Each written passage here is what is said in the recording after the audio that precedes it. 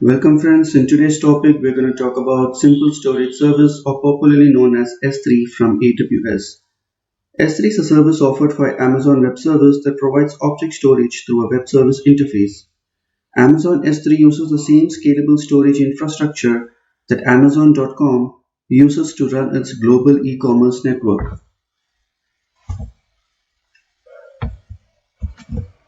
So S3 is similar like your Dropbox or a Google Drive which you use in your regular day-to-day activities to download and upload your file. So you might ask a question, why did Amazon release S3 when it already had EBS or EFS as its storage option? The answer for your question is EBS is more like a hard drive. So when I say hard drive, you need an EC2 instance to attach your hard drive, and then before attaching you have to format it, and then only you can start using it as your hard drive. But S3 is an object storage. So in object storage, you don't need an EC2 instance to attach to use it. You can directly log into your S3 web interface, and then you can start uploading or downloading your files as and when you need them. So it is completely independent of EC2 instance. Another interesting thing is S3 offers a lot of API REST endpoints through which a developer can upload and download their files as and when they require. Okay, so this is the basic introduction of S3. Now let us go to our AWS console and see a small demo on how you can upload a file and download a file in S3 interface. So this is the S3 interface. So first thing you have to do is create a bucket, and then inside the bucket we can have multiple folders, or you can directly upload a file or a folder into it. So let us also discuss about the folder hierarchy. So this is the S3. Inside the S3 we create a bucket, and inside the bucket you can either directly upload your files, or in generally we'll create a folder, and inside the folder you can have multiple subfolders, or you can upload a file. So this is how a S3 folder hierarchy looks like. One interesting thing is the name of the bucket has to be unique across all the AWS accounts. So if I create a AWS bucket file in my name, nobody can create the bucket in the same name. So it has to be unique across all the AWS accounts globally. Now let's go back to our AWS. So click on S3 bucket and give a name. Let's try with a usual bucket name, my AWS bucket. I'm sure AWS should not allow it, and as we expected, it is complaining that a bucket with the same name already exists. So let me give a name called AWS demo hyphen. Okay, no dash, no hyphen. So 19/06/2020. One important thing when you're naming your bucket, don't use any uppercase or any special characters. It will not allow you. I'm creating this bucket in region US East, North Virginia, and create bucket.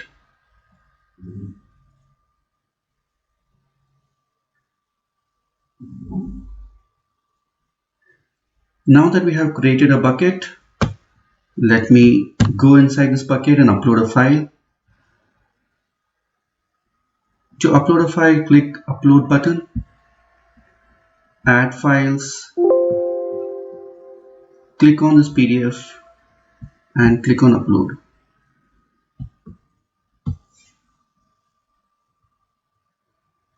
So the file is getting uploaded. Let's wait for a couple of seconds.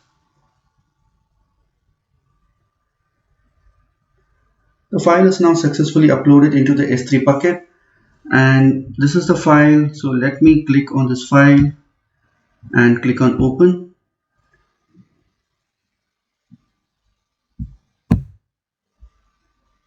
So this is the AWS file which I just uploaded. But if I share this object URL, I can share this URL to any clients who would like to use the file, and they would be able to view this file through this URL. But right now I won't be able to access this file using this URL because we have not given any public access. So as we expected, it is giving us access denied. So we will talk about accesses and how to enable accesses a bit later. So right now let's just go with the basic understanding and let's get comfortable with buckets and files for now. So now that we have created a folder, we have created a S3 bucket and we have seen how to upload a file and how to access the file. So now let's go to the next topic.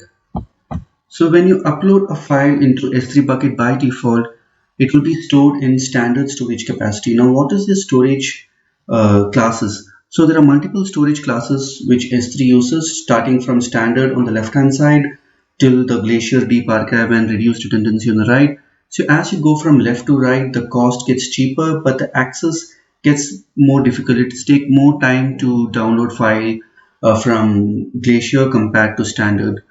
So the reason is simple. Like standard, basically we use to store files which are frequently accessed, like for example your music videos, your audio videos, or some static HTML files. So all those are basically stored in standard storage class, where those files are frequently accessed.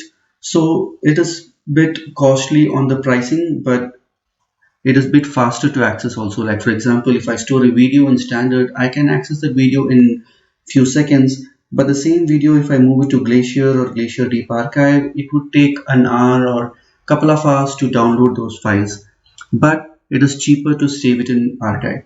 So if the access is pretty slow, then why would I save a file in Glacier just because it is cheap? Well, people mostly use Glacier for archiving purposes. So as the name goes, standard, you have to remember that standard is used for frequent access and Glacier is used for archiving. So if you're not using this file so frequently, and if you want to archive it, then just push it to Glacier.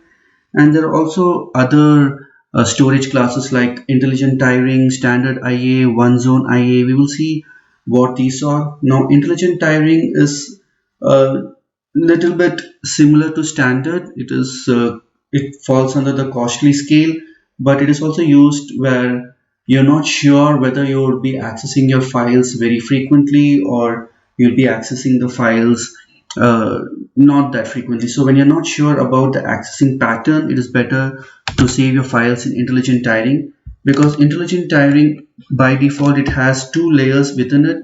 So when you save a file in intelligent tiering, it will initially save your file in frequently accessed layer, and after 30 days it will move those files in unfrequently accessed layer. Now after moving the file to unfrequently accessed, if you're still accessing the file frequently, intelligent tiering will automatically move the file to frequently accessed layer. So this is a very smart storage class among all, I would say. And the next one is one zone IA. So one zone IA, as the name suggests, it stores the file in only one availability zones. Whereas if you store the files in other storage classes like standard, intelligent tiering, it will save your files in three availability zones. Now, what is the advantage of saving your files in three availability zones is that if one of the availability zone gets affected, your file will still be safe and it will be stored in other availability zones.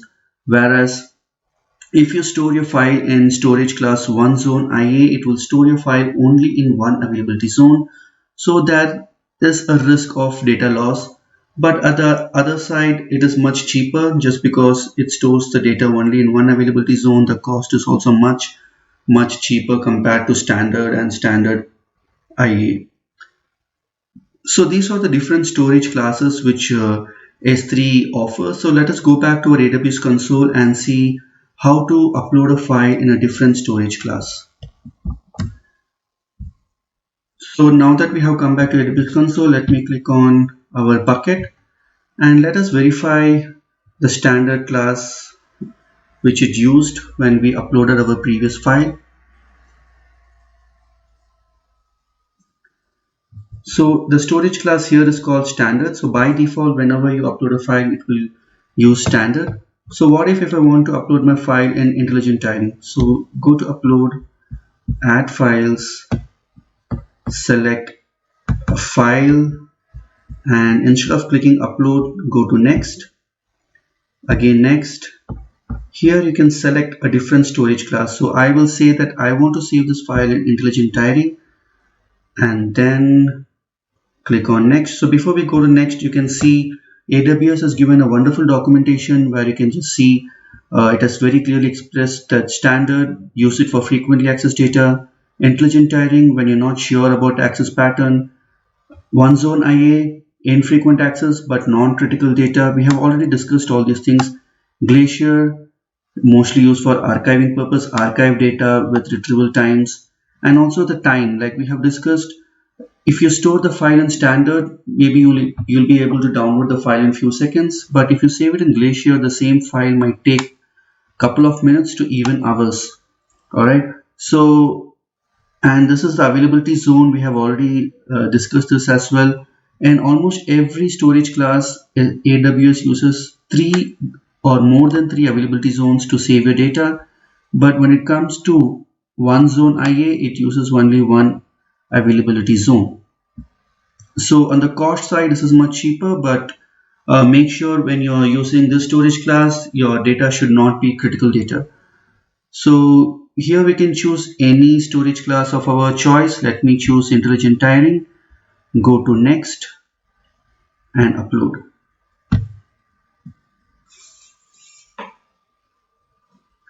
So now that it has been uploaded, you can see the storage classes. The first one was the default standard, and the second file which I uploaded is intelligent tiering. So this is how you upload a file across different storage classes, and we have discussed when to use which storage classes. Now we will see one more example for versioning. So versioning is similar to the versioning concept in GitHub. I'm sure all of you might be well aware of GitHub and how GitHub uses versioning. Once you upload a file and then you upload the same file, do some changes and then re-upload. GitHub uses a version within GitHub repository. So when you click on history tab, it will show different versions of the same file which has been uploaded over a period of time. Similarly, S3 also has a version concept here. So to enable that, you have to go to properties and click on versioning, click on enable versioning and save.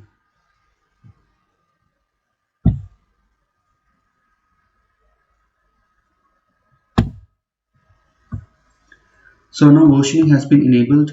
Now let me go back to overview and click on show versions. By default it is not showing any versions because these files were uploaded before we enabled version. So let me delete this file.txt.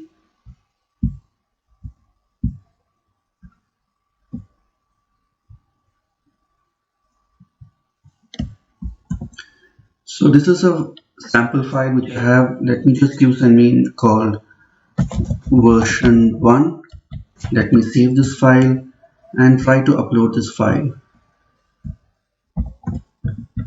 So go to upload and select the file which I just created, select the file and click upload. So this time when you upload a file, you'll be able to see a version ID tagged along with the file name. So since there is only one version, it will tag that as the latest version. Now let me go back to the file, add one more line and again upload the same file. Let us see how S3 reacts now. So let me open the same file, let me add version 2, save the file and go back to S3. Click on upload, add files, select the file and upload.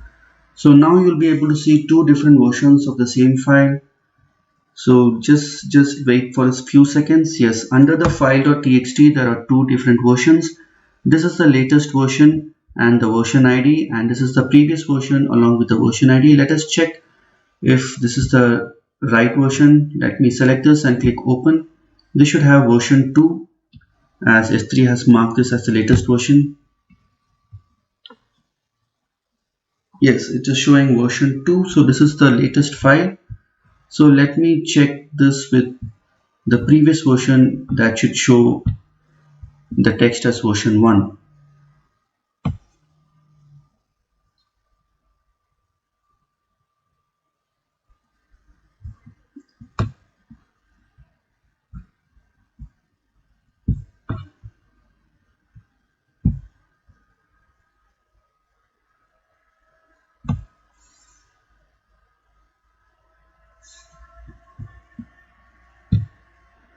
Let me click on the bucket.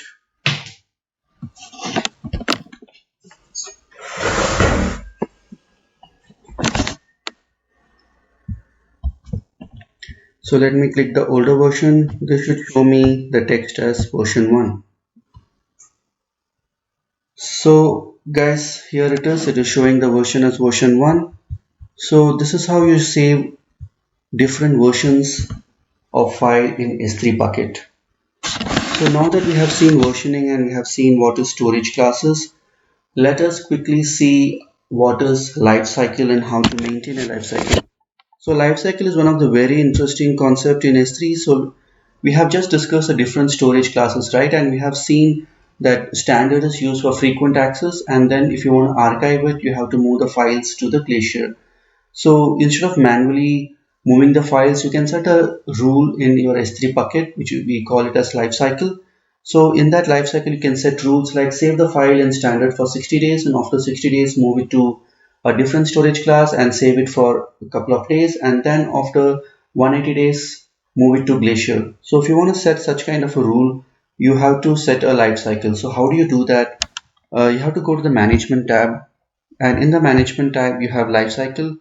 Click on add lifecycle, and let me give some rule like file retention period, and it says whether to limit it to the certain, whether to limit the scope to a specific prefix or apply to all objects. So I will select apply to all objects and go to next.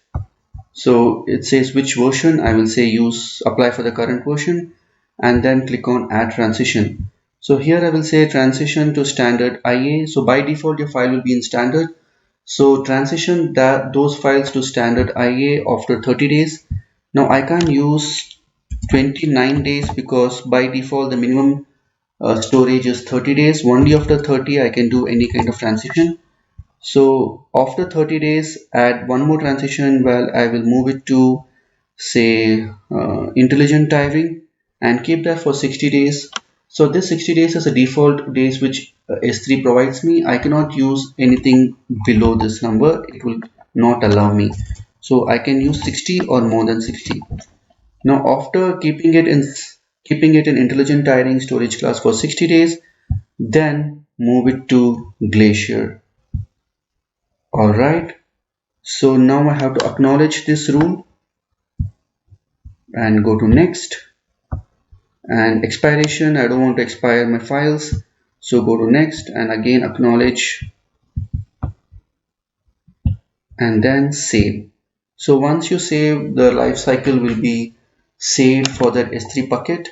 Now I won't be able to show you a demo here because we have to wait for 30 days and 60 days to see the files moving from one storage class to to see the files moving from one storage class to another storage class.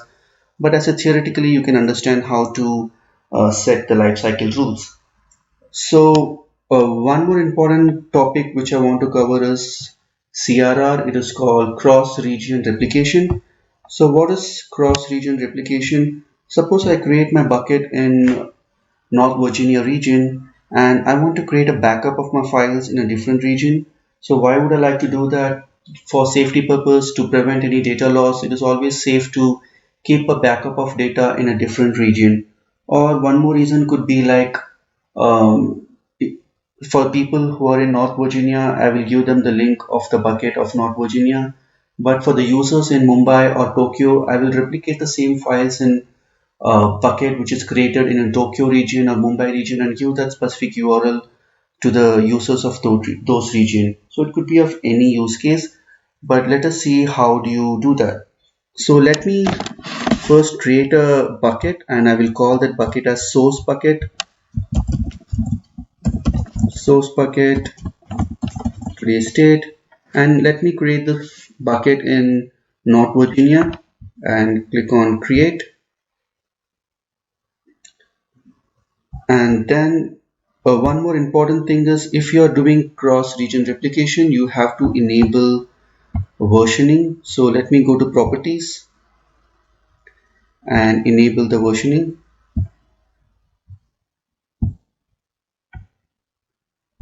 And now let me create a destination bucket.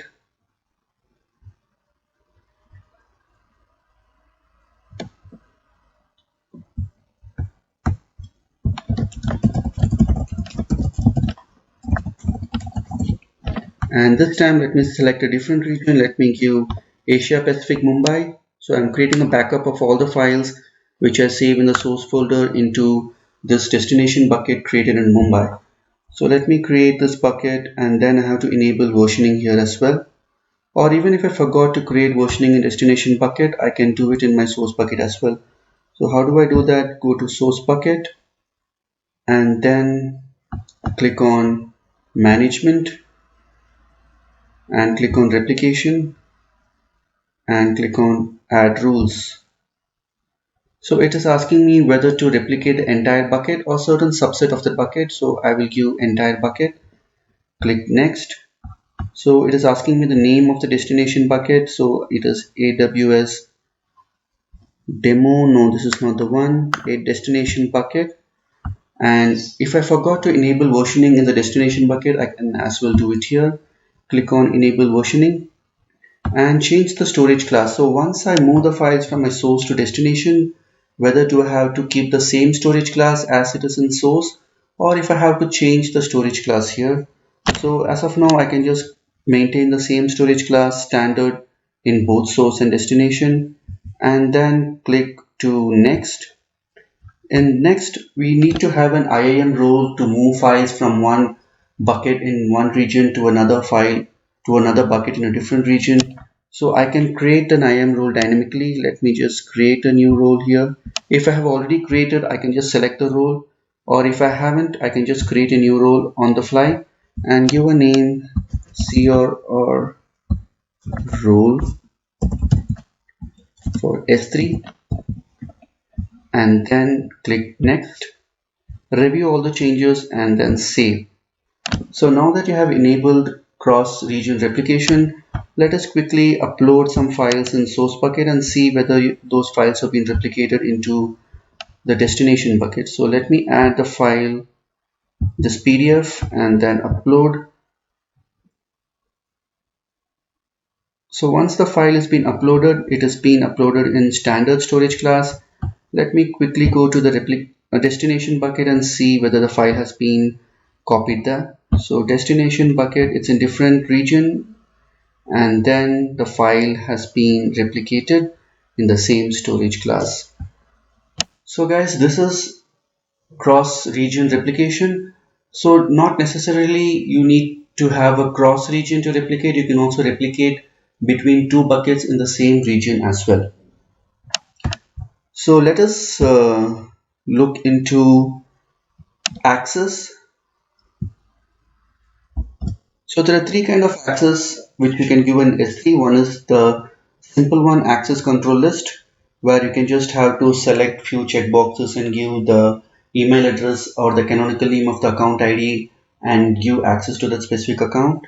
That's a very primitive way of doing it, but in usual production scenarios, we will either use IAM policy or bucket policy. Through this IAM and bucket policy, we have much more control, and we will use a JSON file to construct our access policy file, and we'll have much more control, like we can say through which account to give what access to give, to which account to give read access, and to which accounts to give write access. So we have much more control, and this is the more preferred way of setting policies and access control for your bucket. For now, let us first see a demo into access control list, and then we will slowly go into bucket policy. So this is our AWS console. Let me click on some bucket and enable access. So how do I do that? Go to permissions, click on ACL, and here this is my canonical ID for my account. If I want to provide access to a specific account, click on add account and either provide their canonical ID or give their email address. Since we don't know the canonical ID, let me go to public access and open up the access for everyone. So when I click everyone, I can give access to either write access or read access. Let me select list objects and save.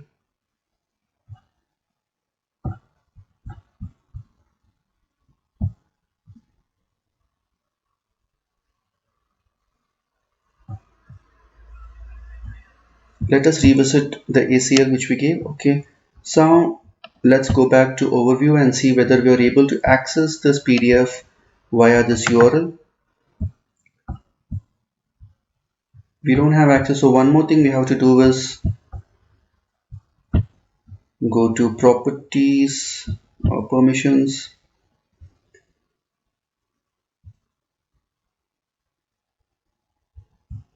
The block public access settings turned on for this prevent gaining public access. Okay, so I need to go to overview and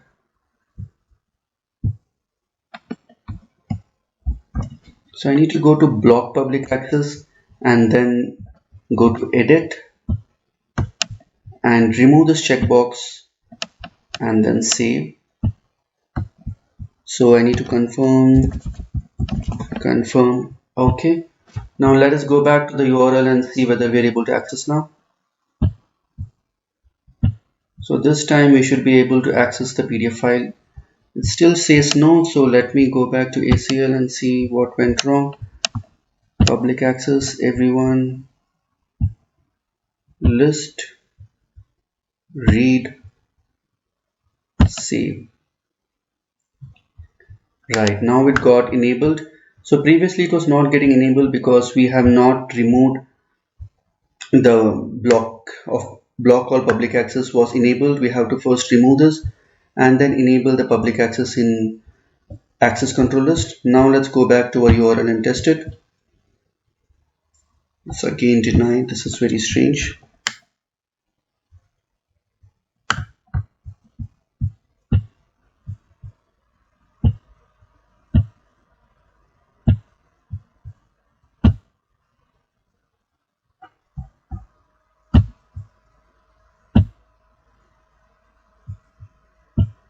Let me copy this URL and try to access again.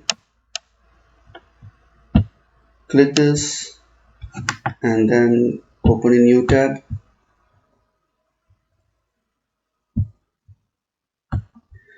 Okay, I'm so sorry. I need to click this make public. Now this PDF file is accessible. Yes, so now this PDF file is accessible. So this is how you open up access. Generally, we won't be using ACL to give access. We will be using bucket policy. So when we see the next chapter, so the next topic we're going to see is static web hosting. So in that topic, I will show you how to enable access through bucket policy. IAM policy we won't be seeing now. We will be talking about IAM policy and rules in a much later video in much depth and detail. So now let's go back to our PPT and see what is static web page hosting. So guys, we have already seen how to host our static web page in EC2. So we have created an EC2 instance, installed a Apache 2 or HTTP server, and then we have created index.html under var www/html folder, and then we have hosted our static HTML page. Now in real-time scenario, to handle all the customer traffic, you need to use auto scaling, and then if you're using auto scaling, you need to have a load balancer for that. So instead of doing all this infrastructure hassle, you can just use S3 to host your static web page. So how do you do that? You first create a bucket, give public permission. We will use bucket policy this time, and then upload your static web page to S3 and then enable static web page hosting. So let us go back to. So first let me create a bucket which is specific to our hosting. So hosting, and I'm creating this bucket in US East. Create a bucket.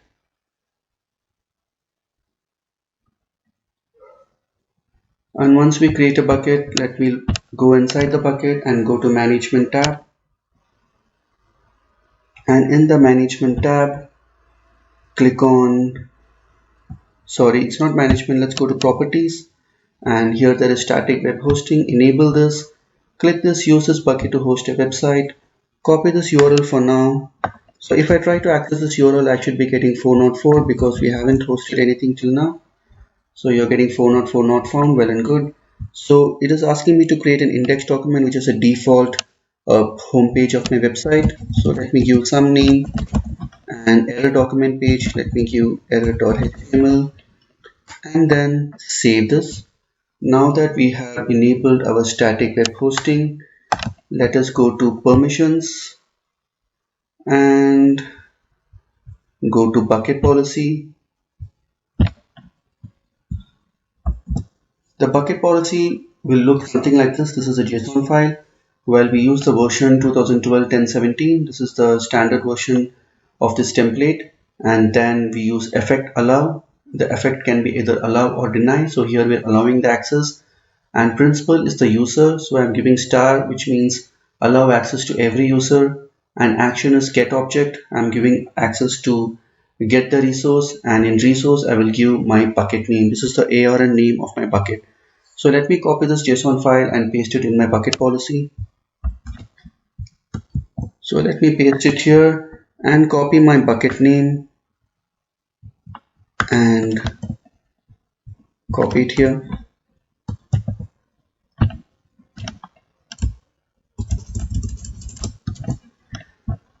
Alright, now save it. So you're getting a warning like this bucket has public access. So whenever you open public access, S3 will immediately throw you a warning just to make you just to send you a reminder. So we will ignore this for now. So the last step pending is upload a file.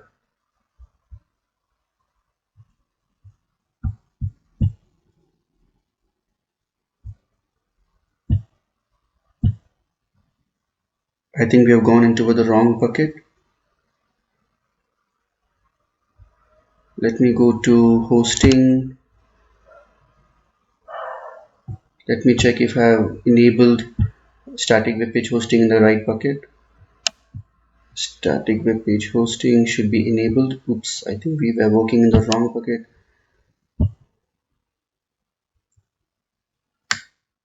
Copy this URL.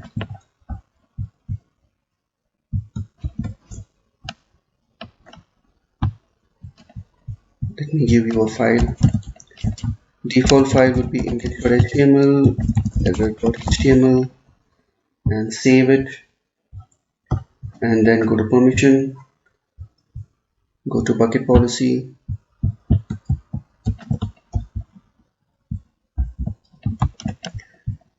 and copy this bucket name.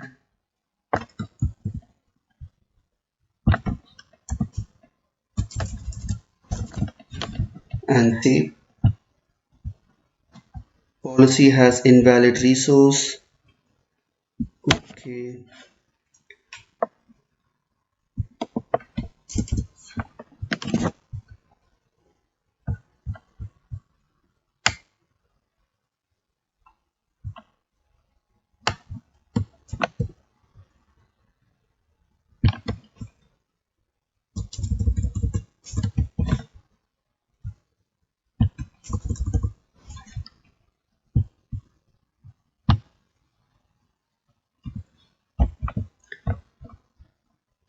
So it is not allowing me to add this policy to saying the block public access setting has been turned on.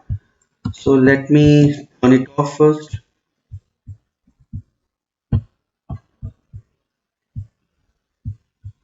And then click on save, confirm. Now go back to public policy. And now it should allow me to save. Beautiful. So now we have given the permission. Now the last step is to upload the index.html. So upload, go to add files, and let me click index.html and click on upload. So now that we have uploaded the index.html, let me go to the URL. Let me show the URL for you guys. This is the URL which we are using. So I just copied this URL in the browser and click refresh. Now we should be able to see our HTML page. So guys, our static web page hosting is working now. So instead of creating the net infrastructure hassle of hosting our static web page in EC2 instance, it is much easier to host your static web page in S3. So guys, that's it for today's video. So we just covered what is S3, when to use S3, what are all the different storage classes used in S3, how to do versioning, what is cross-region replication and how to do that, how to use S3 for static web page hosting, and also we have seen a couple of access controls in S3 bucket. So friends, if you like this video, please like, share and comment, and if you like to see the videos of some more topics, please add it in the comment section and I'll try to make a video of those topics. Thank you for watching my video with patience. Let's see you again in some other topic. Thank you.